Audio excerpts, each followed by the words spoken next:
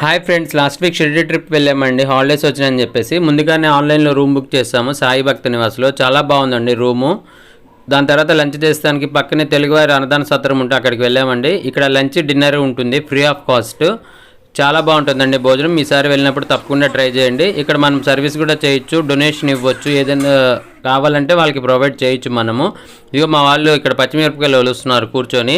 దాని తర్వాత సాయి హెరిటేజ్ విలేజ్కి వెళ్ళామండి. టెంపుల్ దగ్గర నుంచి జస్ట్ ఒక 10 minutes పడుతుంది. షేర్ ఆటో అయితే 10 rupees తీసుకుంటారు, కానీ ఎక్కువ మంది ఉండాలండి. ఒకళ్ళిద్దరిని అయితే మాత్రం తీసుకువెళ్ళరు ఆటో వాళ్ళు, ఎక్కువ ఛార్జ్ చేస్తారు మీకోసం. దీని ఎంట్రీ టికెట్ వచ్చి 150 rupees. ఇక్కడ బాబావారు అప్పట్లో ఎలా బతికేవారు, వాళ్ళ జీవన విధానం ఆ ఊరి ప్రజలంతా మనకి బొమ్మల రూపంలో పెడతారండి. కానీ అనుకున్నంత అయితే మాత్రం ఏం లేదండి, జస్ట్ 1 time విజిట్ అంతే. ఎంట్రీ టికెట్లోని కొన్ని adventure games, magic show include అయి ఉంటాయండి. చిన్నపిల్లలకి, పెద్దవాళ్ళకి కూడా ఉంటాయి స్లైడింగ్స్ అవన్నీ. ఇంకా నెక్స్ట్ లోపల వచ్చేసి ట్రైన్ ఉంటుంది, టాయ్ ట్రైన్ లాగా, అది 50 rupees పర్ హెడ్. దాంతోపాటు రోప్ వే కూడా ఉంటుందండి, అది కూడా 50 rupees. క్యామెల్ ఉంటుంది, హార్స్ ఉంటుంది, మనకు కావాల్సినవి సెలెక్ట్ చేసుకొని వెళ్ళొచ్చు. ఇదిగో కార్తీ, హరిని వీళ్ళు ఎక్కారండి రోప్ వే. కార్తీ బాగా ఎంజాయ్ చేశాడు.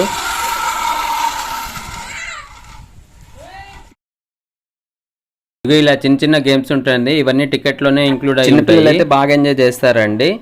అలాగే మా అత్తయ్య మామయ్య కూడా ఉయ్యాలవుతున్నారు, మా బామ్మర్ది వాళ్ళ మిస్సెస్ కూడా. చాలా బాగుంది చూస్తానికి. ఇందాక టాయ్ ట్రైన్ అని చెప్పాను కదండి, అది ఇదే, కానీ ఒక రౌండ్ మాత్రమే తిరుగుతుంది. హరిని కొన్ని అడ్వెంచర్ రైడ్స్ ట్రై చేసింది. ఇది అయిపోయిన తర్వాత మ్యాజిక్ షో చూసామండి ఒక 10-15 minutes. తర్వాత అందరం కలిసి బాబాగారి దర్శనానికి వెళ్ళాము. డే 2 ఏం చేసామన్నది నెక్స్ట్ వీడియోలో చెప్తాను మీకు. Please like, share and subscribe.